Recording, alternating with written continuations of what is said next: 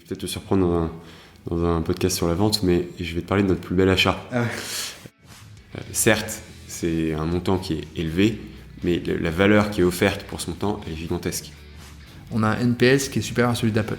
Un NPS à 68, qui se traduit en fait très concrètement dans les mécaniques de vente, puisqu'on a un tiers. Pour donner une idée, l'année dernière, on a fait 1000 entretiens.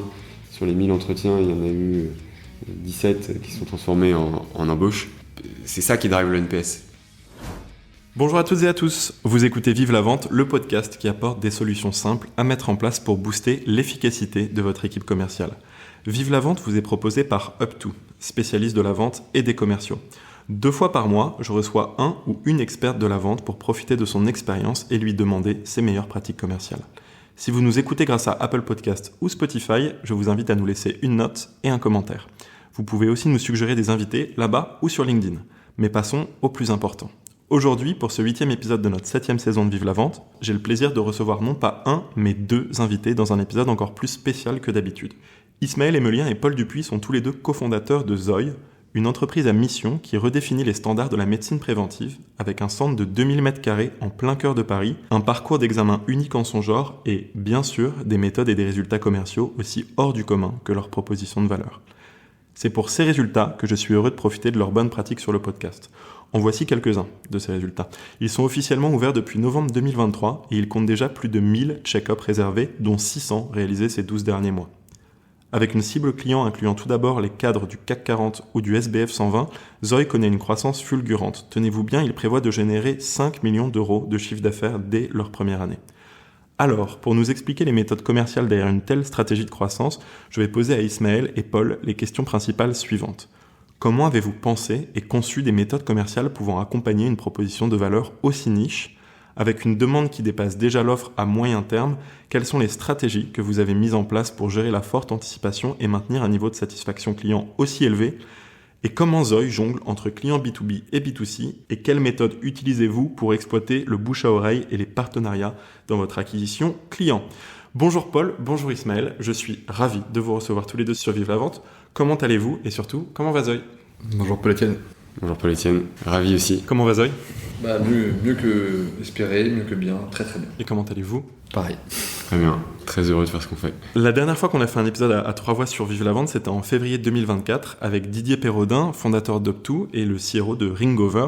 Aujourd'hui, j'ai le plaisir de vous accueillir tous les 2 en tant que cofondateurs de Zoï. C'est la première fois qu'on reçoit 2 personnes d'une seule et même entreprise sur le podcast et je suis ravi de faire cette première fois avec vous, je vous le disais déjà en off. Maintenant que le contexte est posé, on va reprendre le fil habituel de l'émission et revenir sur vos parcours respectifs en commençant par Paul. Je crois que tu as déjà eu beaucoup d'aventures entrepreneuriales. Ouais, ça a commencé vraiment très tôt, presque dans la cour de récré où j'ai monté le journal de l'école et j'avais vraiment un virus entrepreneurial au point où j'ai fini par négocier avec mes parents de ne pas passer le bac en candidat libre, de rester à l'école et qu'une fois que je l'aurais passé, ils me laisseraient tranquille pour faire ce que je voulais. Je suis parti habiter en Asie direct après le bac. J'ai monté une boîte dans la publicité sur internet. J'ai passé plusieurs années à faire ça. Ensuite, j'ai aidé un ami qui avait monté une startup qui s'appelle Fancy à New York, qui était une plateforme d'e-commerce assez avant-gardiste, qui était une des premières boîtes dans le secteur à lever une centaine de millions d'euros, ce qui était énorme en 2011. Et je me suis occupé de lancer l'Europe pour lui. Donc là, pour le coup, c'était pas directement entrepreneurial, mais on avait un deal tous les 2 qui était que il me disait rien tant qu'il voulait pas se séparer de moi. Et par exemple, j'avais fait dans le cadre de cette boîte le premier partenariat e-commerce d'Hermès ever, quoi, et où ils étaient présents sur une plateforme tierce et non sur leur site à eux. Ensuite, j'ai monté une boîte qui s'appelle Workwell, qui est une plateforme pour les immeubles de bureaux, donc pour accéder aux services quand on travaille dans un immeuble ou dans une grosse boîte, et qui a été vendue à un groupe japonais juste au moment du Covid. Et depuis 2022, avec Ismaël, donc cofondateur de Zoï, et c'est la plus extraordinaire expérience de ma vie. Et toi Ismaël, tu as une trajectoire particulière aussi, mais pas exactement pour les mêmes raisons. Ouais, moi je viens pas de l'entrepreneuriat en matière professionnelle. J'ai démarré toujours autour de la chose publique, qui m'a toujours passionné. D'abord, j'ai été pendant longtemps rédacteur de discours, plume, comme on dit techniquement. Et puis j'ai travaillé avec Emmanuel Macron pendant longtemps. J'étais son conseiller spécial à Bercy, puis j'ai dirigé la stratégie de sa campagne en 2017, et puis à nouveau son conseiller spécial à l'Élysée, que j'ai quitté en 2019 à la recherche du prochain gros projet, et qui s'est avéré devenir Zoï. Comment est-ce que vous êtes tombé dans la vente si vous deviez... Est-ce que tu penses que quand tu écris des discours, déjà, il y a quelque chose qu'on essaie de vendre? Clairement, de toute façon, toute interaction suppose des échanges et suppose une volonté soit de conviction, soit parfois de séduction. Et donc il y a une dimension de vente derrière n'importe quel échange, au sens abstrait du terme. Et concrètement, comment je me suis retrouvé à tomber dans la vente pour Zoï? Un peu par hasard, parce qu'on n'a pas encore trouvé la perle rare qui sera chargée de développer cette dimension pour nous. Et donc on a considéré avec Paul que c'était à nous de s'en occuper jusqu'à ce qu'on trouve cette personne. Donc finalement, vraiment avec Zoï, toi j'imagine que tu as dû vendre avant. Tu parlais d'Hermès par exemple pour Fancy tout à l'heure. Toujours, je dirais que le principe le plus important pour moi, c'était de toujours vendre des produits dont j'étais totalement convaincu. C'était vraiment de se focaliser sur créer un super produit et de faire en sorte que ils se vendent un peu tout seuls, même s'il y a toujours besoin de l'aider et de l'accompagner. Et donc, dans toutes mes expériences, j'ai dû le faire. Alors, aujourd'hui, chez Zoï, Ismaël le fait plus que moi, mais je le fais aussi. L'avantage quand on vend un produit comme Zoï, c'est que nous, on connaît les bénéfices que ça apporte à chaque personne qui va faire son check-up à titre personnel. Donc, c'est facile, d'une certaine manière, de le vendre. En tout cas, on en est extrêmement convaincu. C'est plus facile qu'un compte CPF et de passer 200 appels par jour, j'en conviens. On a une autre question régulière sur cette émission. Est-ce que vous sauriez nous raconter votre plus belle vente ou la plus importante à vos yeux? Je l'ai un peu twisté pour vous, ça peut être des ventes différentes de vos expériences respectives, bien sûr. Mais si ça peut aiguiller votre réflexion, je me demandais en préparant notre épisode si votre plus belle vente, ce ne serait pas les levées de fonds qui ont permis l'existence de Zoï. Il y a plusieurs réponses qui me viennent à l'esprit. Dans un sens, tu as raison, parce que c'est ce qui a rendu tout possible. Et donc on a fait une levée de fonds un peu atypique en fin 2021, atypique par son dimensionnement et surtout par l'équipe d'investisseurs qu'on a réunie. On a souhaité que ce ne soit que des investisseurs individuels, pas des fonds, parce qu'on savait que le projet était trop différent de projets classiques dans la tech, parce qu'il y avait une dimension immobilière, il y avait une dimension médicale, une dimension deep tech, une dimension expérientielle. Ça couvrait trop de points de contact avec le marché. Et on est allé chercher, on a eu la chance de rentrer en relation, en contact avec des entrepreneurs qui chacun avait développé et démontré du coup une capacité hors norme à créer quelque chose, et qui chacun, en sus de leur investissement financier, est venu valider une des dimensions du projet. À commencer par Stéphane Bancel, qui est notre investisseur principal, qui est le fondateur et le patron de Moderna aux États-Unis. Je l'avais bien en tête. Vous avez d'autres très beaux investisseurs, mais je laisserai nos auditeurs faire leur recherche une fois que cet épisode est terminé. Et toi, Paul, est-ce que tu as une plus belle vente? On parlait d'Hermès une nouvelle fois tout à l'heure. Est-ce qu'il y en a une autre qui te vient en tête? Celle-là était pas mal, évidemment, mais je dirais que celle qui me plaît plus, c'est quand je fais une visite à quelqu'un de Zoï et que la personne sort son téléphone pendant la visite et réserve un check-up directement avant même qu'on ait terminé. Ça, pour moi, c'est une belle vente. Je dois dire que moi, ma mâchoire est tombée puisque j'ai eu la chance de visiter votre centre. Je ne sais plus si je le mets dans mes questions suivantes. Comment est-ce que l'idée de Zoï est née? Je voulais vous demander ça. Un peu par hasard. J'ai rencontré un médecin génial qui s'appelle le docteur Claude Dalle, qui est un médecin qui a développé à titre personnel, individuel, pour des raisons qui lui étaient propres, de curiosité intellectuelle et puis de parcours médical, tout un savoir en matière de médecine préventive et une méthode, un protocole d'investigation appuyé sur des données, donc vraiment une investigation très large initialement de l'état de santé de l'individu avec une palanquée d'examens, d'analyses, etc., qu'il était capable d'analyser ensuite pour restituer le mode de fonctionnement d'un individu à un instant donné et le mode de vie qui devait en découler. Et moi, ça a été une épiphanie de découvrir ce que beaucoup de gens dans le domaine médical savent, mais que la plupart des maladies très graves dont souffrent nos parents, nos grands-parents et dont on souffrira si rien ne change sont évitables juste par le comportement. On parle de 80% des maladies non transmissibles, c'est une grande partie des cancers, c'est toutes les maladies cardiovasculaires, c'est les maladies métaboliques, des choses très douloureuses, très incapacitantes, parfois mortelles, qu'on peut éviter, entre guillemets, juste en adaptant le bon comportement, et ce comportement dépend de chacun. Et donc les conseils génériques que tout le monde connaît, il faut pas manger trop gras ni trop sucré, il faut bien dormir, il faut faire du sport, il faut pas fumer, il faut pas boire, il faut être heureux, tout ça. En fait, c'est trop générique, c'est pas assez personnalisé, c'est trop abstrait, et c'est ça qui explique l'écart entre ce savoir générique et puis la réalité, qui est que la plupart des gens essaient de le faire comme ils le peuvent dans chacun de ces dimensions, sans aller jusqu'au bout de la logique, et donc tombent malades de pathologies qu'ils auraient pu éviter. Comment est-ce que l'idée finalement arrive ensuite à Paul? Comment est-ce que vous vous rencontrez tous les deux autour de cette idée? Ismaël m'en parle dans un premier temps à titre personnel. Il me dit moi j'ai fait ce check-up, ça m'a changé. Vous êtes amis en fait à l'origine? Ouais, exactement. On se connaît à travers la femme d'Ismaël, qui est une amie de longue date. Okay. Et il m'en parle et me dit voilà, je l'ai fait à titre personnel, tu devrais le faire aussi. Et donc je me suis lancé, j'ai fait le check-up, c'était quelque chose de très long à l'époque, il fallait vraiment 5-6 mois pour faire tous tes examens, avoir tous tes résultats. Mais à la sortie, j'ai l'impression de découvrir le mode d'emploi de mon corps. Et ça, c'était vraiment dingue. Parce qu'on m'expliquait enfin à moi, à Paul, comment chaque partie de mon corps fonctionne, à quoi je dois faire attention, sur quoi je peux me faire plaisir. Et non pas les recommandations... 5 fruits et légumes, ne pas fumer des cigarettes dont on parlait un peu plus tôt. Voilà, exactement. Et donc ça, c'était vraiment game changer. Donc, j'ai eu le même ressenti, mais avec une impression très personnelle qu'Ismaël, que c'était quelque chose d'absolument impossible à ne pas essayer de scaler à minima.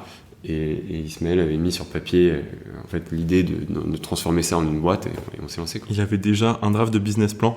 Quelque chose que je voulais vous demander depuis un moment, et je suis content de finir par le faire lors de cet épisode parce que j'ai pas eu l'occasion avant. Le nom Zoï, il signifie quoi? Et j'ai fini par trouver que d'ailleurs c'était pas un accent tréma, c'était un accent avec une barre dessus. Et pourquoi donc cet accent si particulier sur le i? Donc le nom Zoï, ça veut dire la vie en grec.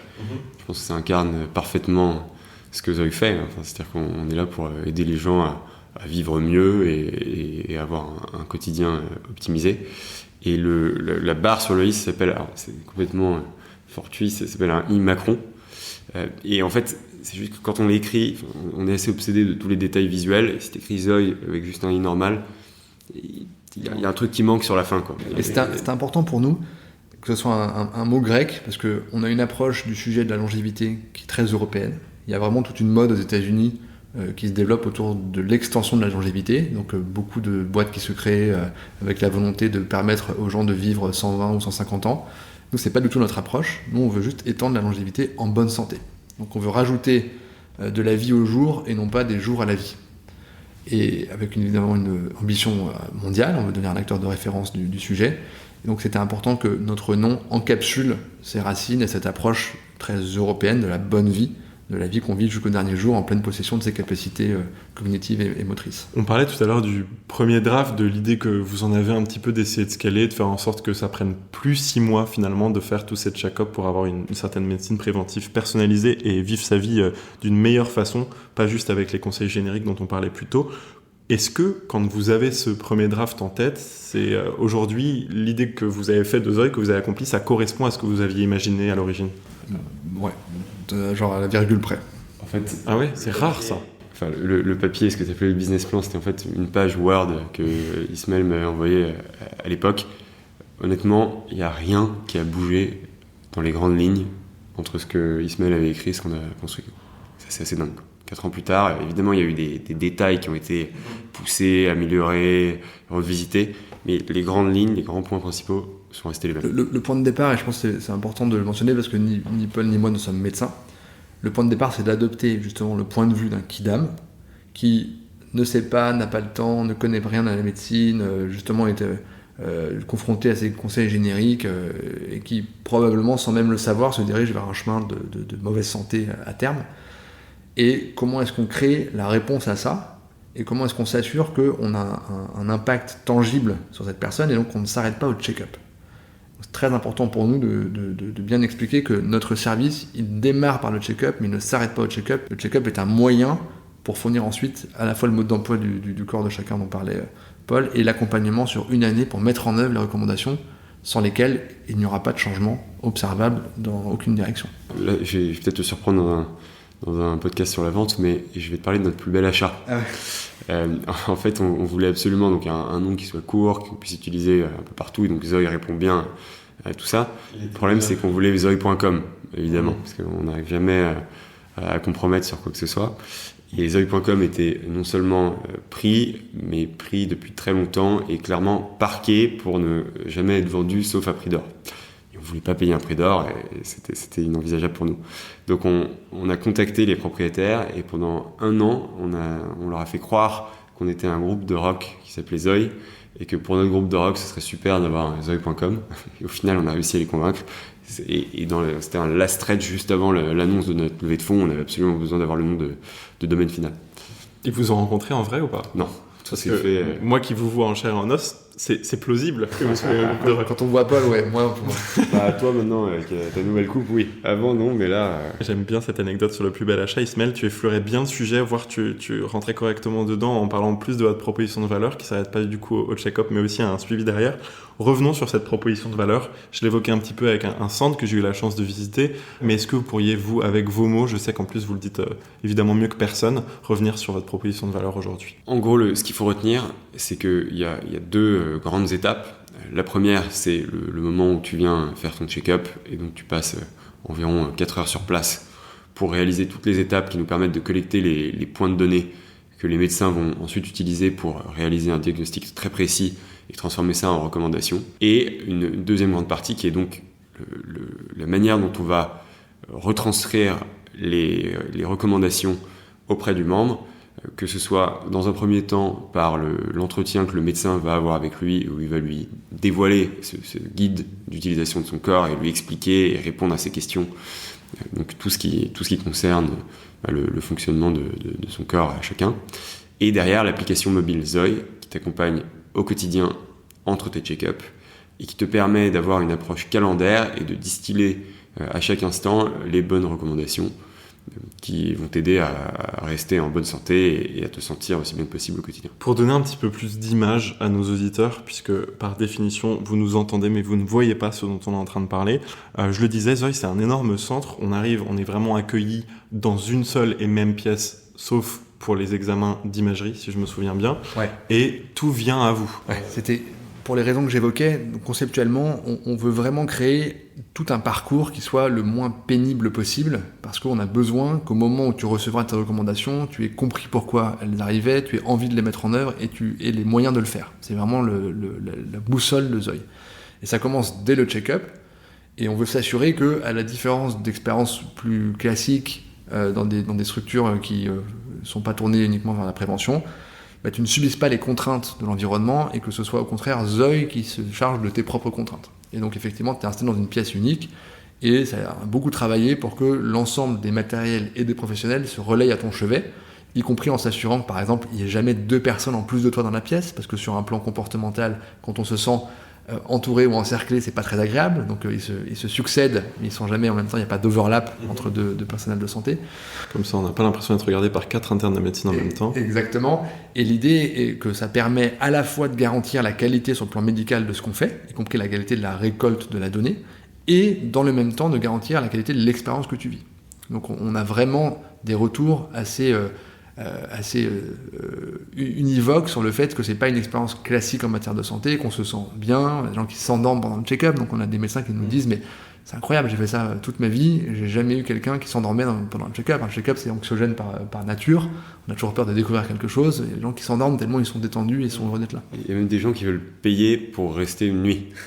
C'est arrivé. Oui, ça m'étonne pas parce que... Ce qui est arrivé, c'est qu'ils le demandent. On n'a pas accepté encore. Vous avez encore. aussi tout un côté bien-être Shenzhen aussi derrière, avec des bains, une sorte de balnéothérapie. Est-ce que je peux résumer une balnéothérapie qui est facultative, qui n'est pas comprise dans le parcours de check-up. C'est pas un moment où on récolte de la donnée, mais qui est une bonne manière pour nous de montrer qu'on peut se faire du bien sans prendre une direction qui soit mauvaise pour sa santé. Donc par exemple, il y a des bains froids. C'est assez difficile de rentrer dans un bain froid quand on n'est pas habitué. Pourtant, ça a beaucoup de vertus sur le plan de la santé. Donc c'est une manière un peu symbolique de matérialiser la proposition de valeur de Zoï. Oui, c'est aussi une manière de dire à vos clients qu'ils n'ont pas besoin de courir 42 km demain pour être en bonne santé. Ouais, ça dépend pour qui. Enfin, pour le coup, 42 km pour être en bonne santé, c'est probablement pas nécessaire, mais l'idée, c'est vraiment d'adapter les recommandations à chacun.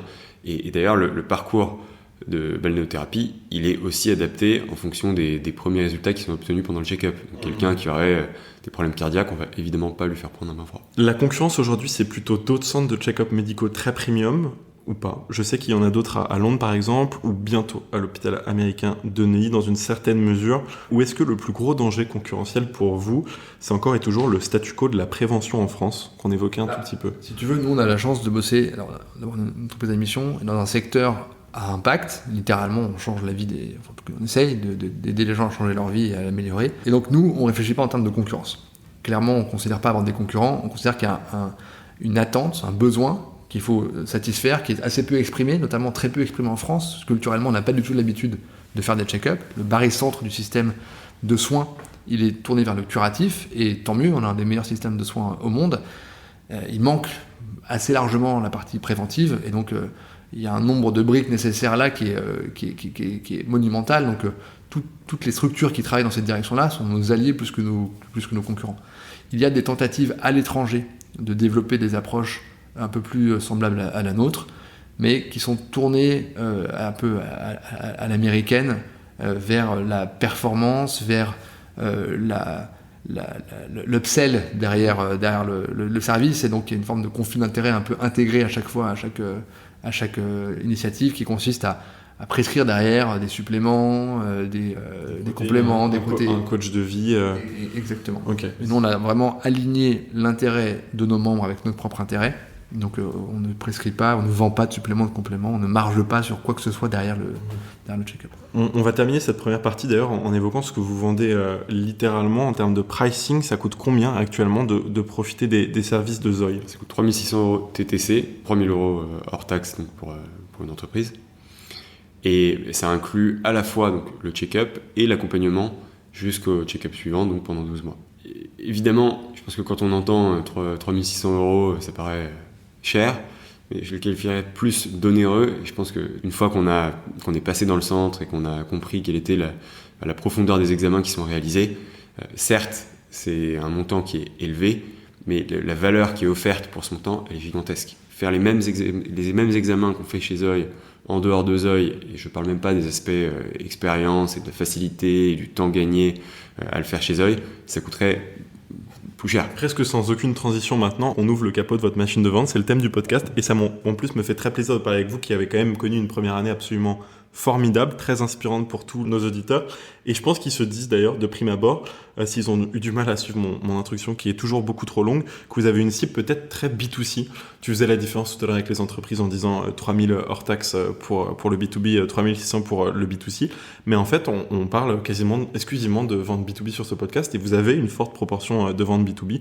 Alors j'aimerais qu'on revienne justement un petit peu sur vos méthodes pour le business to business et ce ratio dont je parlais. Vous avez quel ratio de clients B2C et de clients B2B aujourd'hui ? On a 2 tiers de clients B2B pour 1 tiers de clients B2C. Il y a déjà un marché du check-up en région parisienne qui est quasi intégralement B2B. Donc la pratique, elle est que, pour des raisons soit assurantielles, soit de bénéfices, des entreprises offrent à leurs cadres, à leurs top dirigeants, à leurs meilleurs vendeurs, à leurs traders, des check-ups tous les ans. Et notre volonté initialement était de développer la partie B2C, parce que nous, clairement, ce qu'on vend en réalité, c'est un mode de vie. C'est pas le check-up, c'est on te vend le mode d'emploi de ton corps et le mode de vie qui va avec. Et donc, on pensait qu'il était important pour la propagation de cette promotion de valeur qui est du B2C dans le mix. Et on pensait que ça prendrait longtemps, et c'est une très bonne surprise pour nous que de voir que dès le premier mois, on a eu un tiers, et même un peu plus d'un tiers, de B2C dans notre membership. On reparlera un petit peu plus du flux inbound et outbound, parce que est-ce que finalement c'est le B2B et le bouche-à-oreille qui a fait qu'il y a eu du B2C qui est arrivé ensuite chez vous ? C'est la question que je me pose, je vais essayer de me la garder pour plus tard. Est-ce que vous pouvez revenir là-dessus en nous disant qui sont vos clients B2B ou quelques exemples ? On n'a pas l'habitude de les citer, mais exceptionnellement, on va vous donner quelques noms. On est autorisé à le faire. On est autorisé à le faire, exactement. J'en ai trouvé un en plus, je crois. Ouais. Je crois que c'est L'Oréal que j'ai trouvé que vous avez signé récemment. Alors L'Oréal, c'est même eux qui en ont parlé avant nous, du fait qu'ils avaient acheté des check-up Zoï. Effectivement, c'est top de voir leur initiative, parce que pour eux, l'idée, c'est pas seulement de l'offrir au top, disons, top 10, top 20 des salariés de la boîte, des cadres les plus importants, c'est d'avoir une démarche plus large. Et c'est ça qui nous intéresse dans la collaboration avec L'Oréal. Tu l'as dit dès la première phrase, Zoï est une entreprise à mission. Le but du jeu pour nous, c'est pas de se limiter à faire des centres très haut de gamme comme celui-ci, même si on est très content d'offrir une expérience de ce niveau. C'est aussi un jour de démocratiser l'accès à un check-up très complet comme celui de Zoï, dans un cadre qui sera adapté mais qui restera positif dans l'expérience, parce que c'est un point important si jamais on veut que les gens aient envie de faire un check-up tous les ans. Et L'Oréal, dans les discussions qu'on a avec eux, c'est ça qu'ils nous disent. Pour revenir, par exemple, sur une autre partie de ta question, tu l'as très bien dit dans ton introduction. Initialement, on pensait, intuitif, que les premiers clients seraient issus du CAC 40 ou du SPF 120. Et ça a été le cas au sens où ils ont été au rendez-vous. On a signé une grande partie du boîte du CAC 40. L'Oréal, tu l'as dit, Veolia par exemple aussi. On savait aussi qu'on aurait de l'attraction auprès de cabinets d'avocats ou de banques d'affaires pour les raisons que tu évoques, qui est qu'ils ont des modes de vie très compliqués et la valeur individuelle de chaque collaborateur est très élevée. Donc c'est vraiment, c'est pas des positions qui sont remplies, c'est vraiment des individus qui sont recrutés, qui sont débauchés d'un cabinet à l'autre. Et on a eu la très bonne surprise de voir que la profondeur de marché était beaucoup plus grande que ça. Et d'ailleurs, maintenant que j'y pense, c'est peut-être ça la vente moi, qui m'a fait le plus plaisir. Il y a un truc qui a démarré quasiment dès l'ouverture de nos services. Il y a des patrons de supermarchés de France et de Navarre qui nous ont écrit vraiment de but en blanc, c'est pas du tout d'où c'est venu, pour prendre des check-up pour l'équipe dirigeante de telle grande surface à tel endroit dans la Creuse, dans la Marne, dans la Lozère. Et dernier point, on a aussi observé côté DRH, donc côté donneur d'ordre, une très grande satisfaction quant au fait que la complétude du spectre de ce qu'on investigue en matière médicale permet par exemple d'identifier les burn-out ou les pré-burn-out. Ok. Et donc c'est une manière intéressante. Ça se voit dans les neurotransmetteurs. Exactement, notamment dans les neurotransmetteurs. Et donc c'est une manière très intéressante pour des entreprises d'anticiper des situations qui pourraient être problématiques et de proposer à des collaborateurs dont ils ont le sentiment qu'ils ont un peu lâché le guidon sans qu'on s'explique trop pourquoi, ou alors que même ils ont passé la ligne et qu'ils sont déjà en train de démarrer un burn-out, de venir vérifier auprès de nous ce qu'il en est réellement. C'est pas simplement qu'ils restent jusqu'à 22h ou qu'ils travaillent pendant leur déjeuner, c'est peut-être littéralement une donnée objective qu'on peut retrouver. Exactement. Je pense aussi qu'il y a un aspect, mais j'ai pas envie de trop en parler parce que j'ai envie de creuser encore plus aux méthodes de vente, mais je crois qu'il y a aussi un aspect un peu gamification de je veux reprendre mon check-up vite parce que je veux voir si les efforts que j'ai fait les 3 derniers mois portent déjà leurs fruits. Mais là, si tu me lances là-dessus, on va... Parce que moi, mon tropisme personnel, c'est les sciences comportementales. J'en ai beaucoup servi dans mes expériences politiques, à la fois de campagne et de politique publique passée. Et donc, tout ce qui explique la différence entre la personne que tu voudrais être et la personne que tu es vraiment, et le fait que tu fais pas autant de sport que tu aimerais, tu dors pas autant que tu voudrais, tu manges pas aussi bien que tu le souhaiterais, etc., c'est des biais qui sont identifiés par la science et avec lesquels on peut travailler. Et vraiment, la raison d'être de tout ce qui se passe après le check-up chez Zoï, c'est ça. Donc on s'insère dans cet environnement de sciences comportementales pour s'assurer, la gamification, c'est un des très nombreux leviers qui fonctionne pour certains, pas pour tout le monde, mais effectivement pour s'assurer qu'on a un niveau d'adhérence aux recommandations qui est ultra élevé. On a 94% de nos membres qui mettent en œuvre les recommandations. C'est très très au-delà de ce que les pratiques médicales classiques permettent d'espérer. Et c'est même pas donné simplement le taux de satisfaction en plus, là, qui est également très élevé et qui justifie aussi le fait que vous ayez un bouche-oreille qui fonctionne bien. On va y revenir tout à l'heure, parce que vous avez beaucoup d'inbound. C'est quoi vos canaux d'acquisition inbound ? Parce qu'on peut penser aux boîtes classiques qui ont, on va dire, Instagram, HubSpot avec une newsletter email et je ne sais quoi. Tu le disais, il y a des directeurs de supermarchés de France et de Navarre qui vont venir vers vous. Comment est-ce que ça s'est fait ? Bouche-oreille. Vraiment, honnêtement, exclusivement. Alors, il y a une partie aussi où il y a de la presse, donc on a la chance qu'il y ait des journalistes qui sont intéressés à Zoï et qui ont été des relais en écrivant des articles. Et effectivement, le bouche à oreille, pour nous, c'est d'abord, pour des raisons légales, on ne peut pas faire de communication, de publicité sur ce qu'on fait. C'est bien normal, mais du coup c'est un frein assez important quand on lance un service nouveau. Et donc on a beaucoup travaillé sur ce bouche à oreille. Et si tu veux, moi je découvre la vente, donc j'ai découvert le NPS, que je ne connaissais pas. On a un NPS qui est supérieur à celui d'Apple, un NPS à 68, qui se traduit en fait très concrètement dans les mécaniques de vente, puisqu'on a un tiers des membres qui ont fait un check-up chez nous qui déclenchent une vente derrière. Dans les 4 mois. Dans les 4 mois.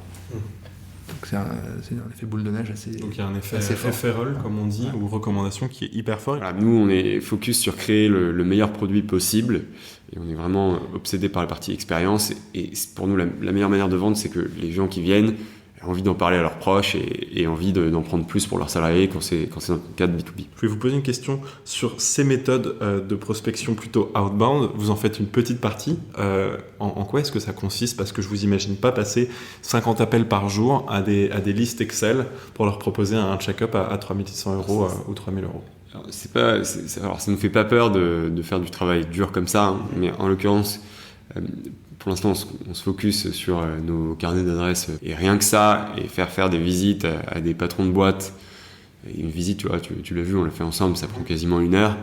Quand on fait 3-4 par jour, c'est très time consuming. Et on fait un peu de tests empiriques. Typiquement, on a observé, du coup, toujours sans avoir vraiment compris comment, il y avait une vraie appétence côté grande distribution, avec des patrons, des franchisés de grande surface. Et donc, on a étendu un peu le spectre. Donc, dans la Creuse, on a contacté d'autres patrons. On a dit, bah voilà, vos collègues, ils ont souscrit, ils ont aimé. Est-ce que ça vous intéresserait peut-être de considérer ce qu'on fait? Et en fait, ça marche assez bien comme ça. C'est hyper intéressant parce qu'à date, on a identifié plein de patterns. Il y a plein de choses qu'on pourrait faire. Ce qui nous manque, c'est un peu le temps et l'expérience de scaler. Ouais. Pourtant, vous avez une grosse importance sur la data aussi. Et du coup, vous allez avoir, je pense, aussi le nez dans la data de qui sont vos clients pour essayer de trouver le fameux ICP, l'Ideal Customer Persona dont on parle ici, ou Profile, pour essayer de l'identifier. Là, tu parlais des... Alors là, je suis pas tout à fait d'accord avec ça, dans le sens où nous, ça varie trop. Ça varie trop.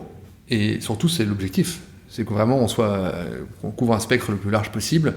Aujourd'hui, le seul frein, c'est le côté onéreux de l'achat, qui a un frein côté B2C, mais assez peu côté B2B. Et donc, on a bien vu qu'il y a des boîtes de toute taille. Genre, on a un cabinet d'avocats qui a commencé avec ses partenaires et puis qui a été tellement satisfait qu'ils ont pris pour tout le monde jusqu'au réceptionniste. Enfin, donc, il y a une grande variété déjà de récipiendaires côté B2B. Côté B2C, à part le frein du caractère onéreux, on s'adresse à tous les âges, tous les sexes, tous les secteurs. On a évidemment des stars, mais on a aussi des gens qui ont connu ça par le bouche à oreille, ou en lisant un article dans la presse, ou en faisant des recherches parce qu'ils sont intéressés par le sujet, ou parce qu'ils ont vécu dans le monde anglo-saxon où c'est une commodité classique que de faire un check-up tous les ans.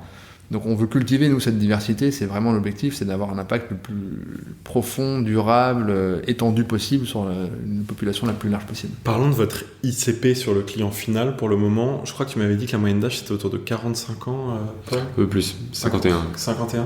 Et la parité, j'étais aussi curieux de savoir. Alors, comme tu l'as compris, on a plus de clients B2B que B2C. Résultat des courses dans les boîtes, et c'est plutôt des cadres sup qui reçoivent les check-up, et c'est plus souvent des hommes. Donc on a un peu plus d'hommes au total que de femmes, mais sur le B2C, ça s'équilibre. Donc ça fait à peu près quoi, 60-40 ouais. Au total ? Ouais, c'est ça. Mais en B2B, 70-30 ? Un peu moins que ça, plutôt 65-35. Intéressant de voir que ça se confirme du coup jusque là. On parlait aussi de comment est-ce que vous êtes énormément booké, votre liste d'attente elle s'allonge. Est-ce qu'il y a un risque d'être overbooké ou est-ce que c'est un objectif et comment est-ce que vous vous calibrez autour de ça ? Nous, le principe le plus important, c'est de toujours avoir une expérience client extraordinaire. Donc ça veut dire qu'on doit scaler de manière responsable et avoir un ramp-up progressif pour qu'à chaque fois qu'on rajoute de la capacité, l'expérience de chacune des personnes qui passent son check-up soit au moins aussi bonne, si ce n'est meilleure que ceux qui l'ont passé avant. Donc on est obligé de moduler, si tu veux, notre manière de vendre pour bien organiser dans le temps les moments auxquels les gens vont passer. À date, il y a une demande qui est très forte. Donc, par exemple, booker un check-up dans les 2 semaines à venir, c'est pas possible. On est full de chez full.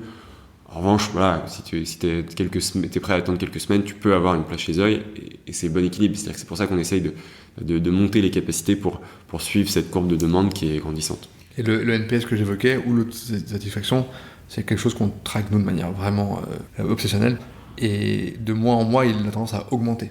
Donc nous, c'est vraiment un des paris initiaux qui est en train d'être réussi, qui est que passer le premier mois, on a fait je sais plus combien, 20 check-up, et là on va en faire plusieurs centaines. On l'a réussi sans réduire aucunement la qualité du service, au contraire. Et juste pour contextualiser, hein, le NPS qu'on a, quand tu le compares à un Apple qui a 61 ou un Doctolib qui a 29, pour ceux je pense que beaucoup de gens connaissent le NPS sur les auditeurs de ce podcast, mais ça peut aussi être négatif, le NPS. Et dans la santé, en général... En Europe, c'est moins 30. Ouais, c'est moins 30, la moyenne. On a eu un épisode très récent où le NPS de l'entreprise en question était très bas et ils ont réussi à le décupler. Donc oui, le NPS, ça va vite. Et tu m'avais dit, Ismaël, je crois que c'était principalement grâce à vos efforts commerciaux qu'il était élevé. Je pense qu'il est dû à la qualité humaine des relations. Okay. Et nous, c'est vrai qu'il est assez marquant, le centre, en tant que lieu. La dimension de l'accompagnement technologique est assez marquant aussi, il fait une grosse différence. Tout l'onboarding a lieu dans l'application, c'est ça qui nous permet derrière de préparamétrer l'ensemble des appareils, de garantir que le temps que tu passes n'est jamais du temps d'attente. Malgré tout, quand on demande à nos membres qu'est-ce qu'ils retiennent de positif en premier, avant le lieu, avant l'expérience, avant la tech, c'est les gens, c'est l'équipe. Depuis la prospection commerciale, quand elle a eu lieu, jusqu'à l'accompagnement pendant 12 mois derrière. Et c'est vraiment très important pour nous, c'est au cœur de la création initiale de Zoï. On n'a pas vocation à remplacer les médecins. Donc on a l'approche de la technologie qui n'est pas du tout une approche d'optimisation des médecins sur un nombre sans cesse plus grand de patients. On a une approche d'optimisation du temps que le médecin, la qualité du temps que le médecin passe avec chaque patient. Et donc tu ne vas pas passer moins de temps en moyenne tous les ans avec ton médecin. Un médecin généraliste, dans la vraie vie, il voit à peu près 1 millier de patients. Nous, ça va être pareil. Les médecins qui travaillent dans l'autre centre, ce sera le même ratio. En revanche, chaque seconde de l'interaction que tu auras avec ce médecin sera augmentée, entre guillemets, par les efforts technologiques qui ont été faits. Parce que tu disais avant, finalement, même si le premier critère, ça va être du coup l'humain, il est renforcé par tout ce que tu disais, la tech, exactement. le confort, la data, etc. Et donc le NPS, clairement, il est drivé en premier lieu par la qualité de l'interaction humaine avec l'ensemble de l'équipe, médicale évidemment, mais commerciale, customer success. En fait, c'est dans la lignée de ce qu'on a fait le premier jour. C'est que, notre rôle à tous les deux, c'est de sélectionner les personnes qui vont venir travailler chez Zoï et d'être exceptionnellement exigeant sur le sujet. On a une exigence qui est vraiment dingue. Pour donner une idée, l'année dernière, on a fait 1000 entretiens. Sur les 1000 entretiens, il y en a eu 17 qui se sont transformés en embauche. C'est ça qui drive le NPS. C'est le fait que... Il n'y a que 1,7% des gens qui arrivent à passer jusqu'au bout. Et ça fait combien d'entretiens à chaque fois par personne ? C'est quoi le nombre d'entretiens idéal ? En moyenne 4, je crois. Ouais, ça dépend des rôles. Parfois, ça monte à 6-7.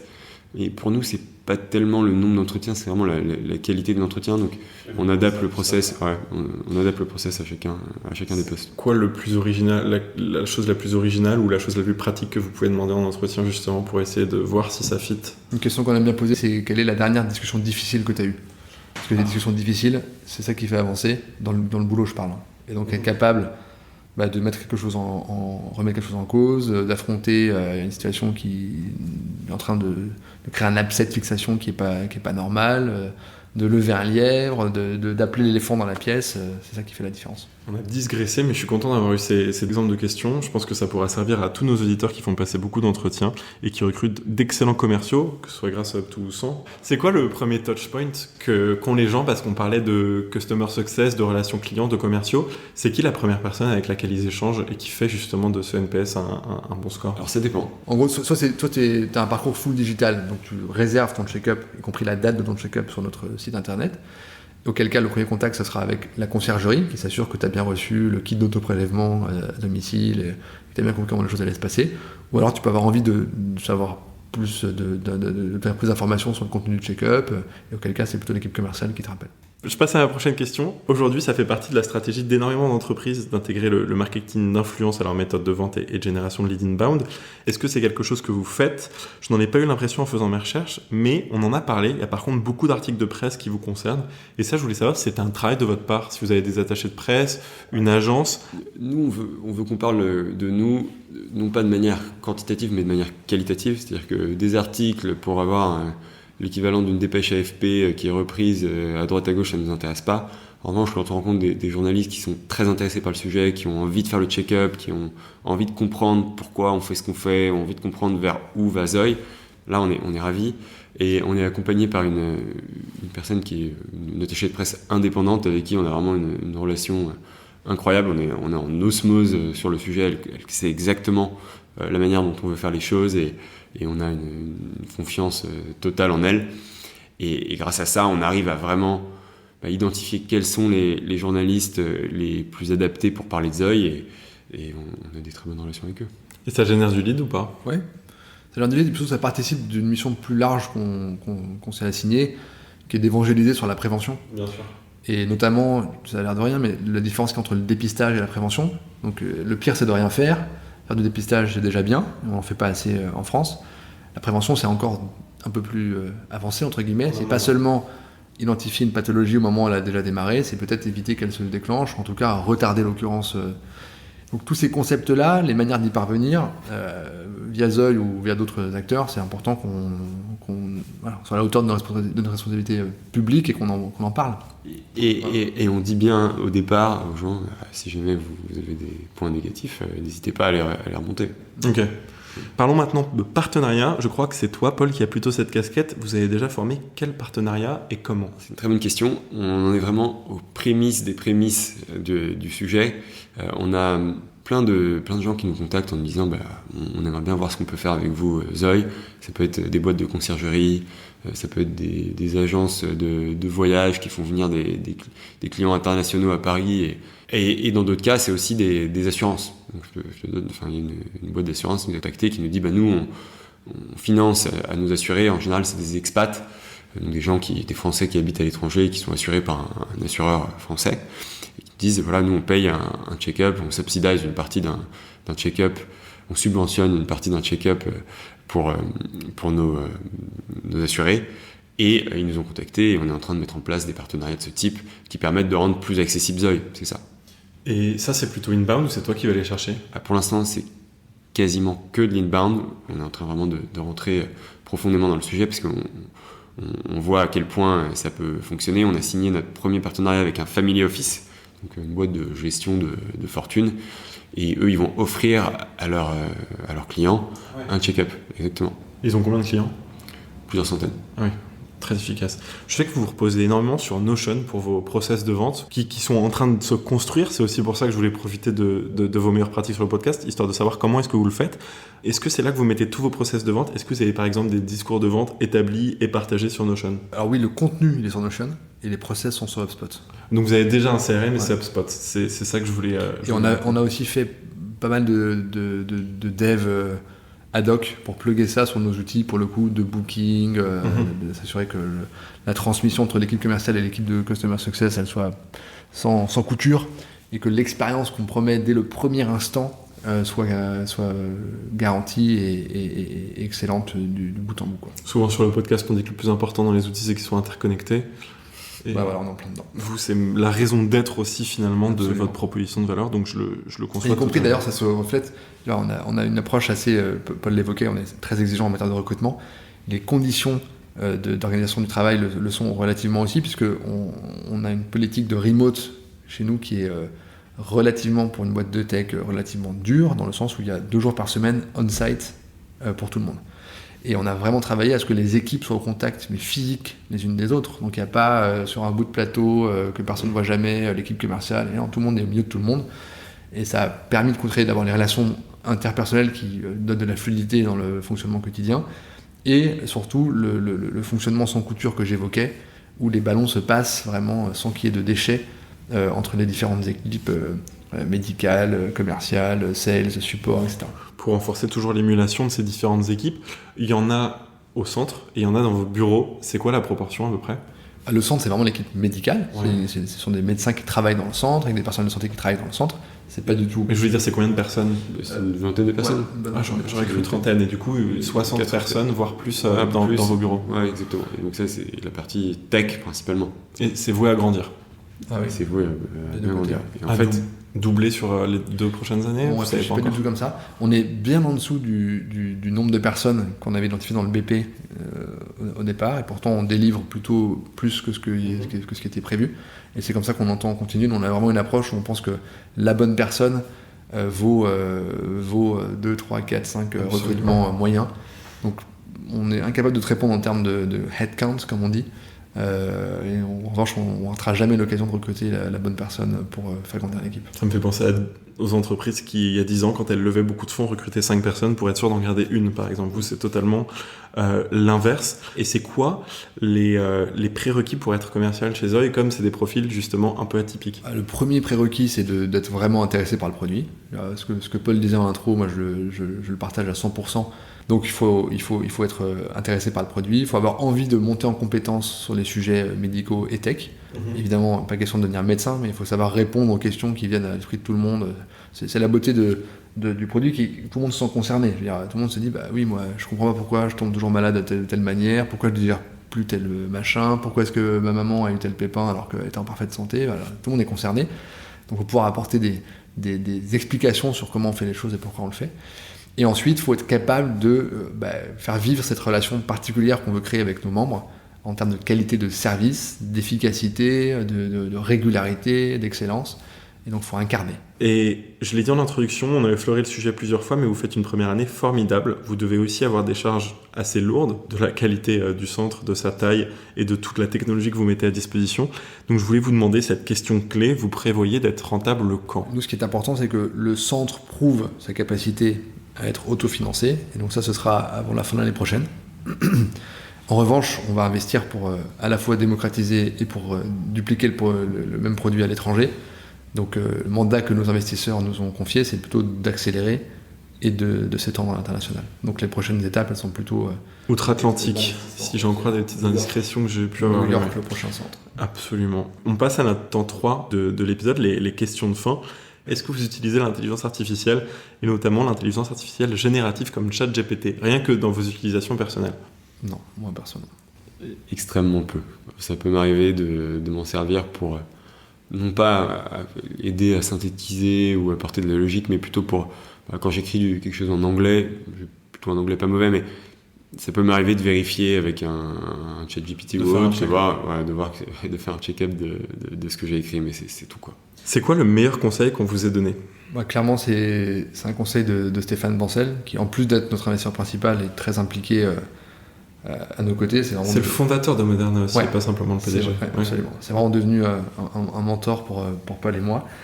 Et il se trouve qu'il a pris, lui, la charge de CRO de Moderna, en plus de PDG, parce qu'il n'était pas satisfait de la manière dont les choses se passaient sur ce plan-là.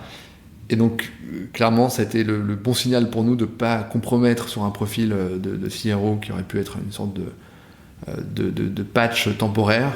Et donc on est prêt à vivre aussi longtemps que nécessaire en faisant nous-mêmes ce travail-là avant de trouver. C'est pour ça qu'on parle vraiment de perles rares. On a vécu pendant 1 an et demi sans personne s'occuper des RH et on le faisait nous-mêmes, d'où les entretiens que Paul évoquait, parce qu'on voulait pas compromettre jusqu'à trouver la perle rare et elle a un impact incroyable chez Zoï et on veut la même chose sur la partie sirop. Donc c'est le meilleur conseil qu'on ait reçu, je pense.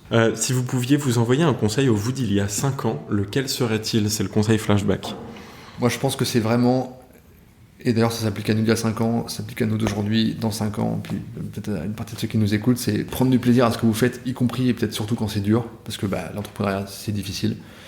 Et si ça ne devient pas une source de plaisir de se dire, ok, c'est un challenge qu'on va réussir à surmonter, contourner ou réinventer, en fait, le temps passe trop vite et on est malheureux, quoi. Et nous, on est très heureux dans ce qu'on fait, les bons jours comme les mauvais jours, et je pense que c'est le meilleur conseil qu'on puisse se donner. Se trouver une raison d'être heureux quand on se lève le matin. Est-ce que vous avez des références culturelles comme des livres ou même des films, des séries à recommander aux directeurs commerciaux qui nous écoutent ? Je ferais bien en tout cas à l'envers, quoi. Comme nous, on découvre ça, littéralement, alors pas vraiment, mais moi totalement. Je suis preneur de toutes tes recos ou de celles que tu pourrais... et qui nous aideraient à nous améliorer sur ce plan. Déjà, je vais vous offrir 2 livres que Up2 a fait, ce que vos commerciaux ne font pas et qui vous coûtent des millions. Ensuite, le conseil régulier sur ce podcast est de regarder Le Loup de Wall Street, mais moi je pense que c'est un excellent film, pas forcément un excellent film de vente, à titre personnel.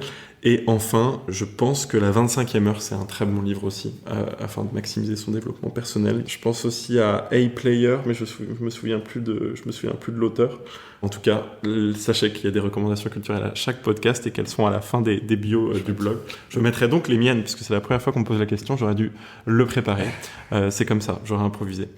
C'est la fin de notre épisode. Merci à tous les deux. Merci Paul-Étienne. Merci Paul-Étienne. Et merci à ceux qui nous ont écoutés. Ouais, jusqu'au bout. En plus, merci à vous. Je vous rappelle que vous pouvez nous mettre un avis sur Spotify et Apple Podcast. Je vous en remercie. Merci à vous pour cette hauteur que vous avez pu prendre à la fois sur votre proposition de valeur assez particulière, mais aussi sur les méthodes de vente qui l'accompagnent, parce que je sais que c'est pas forcément encore une fois établi, mais peut-être au plaisir de se revoir dans 3 ans sur ce podcast pour en reparler quand les choses... Je devrais le dire à chaque fois. Deal. Merci à vous deux et à bientôt. Merci. Merci Paul-Étienne.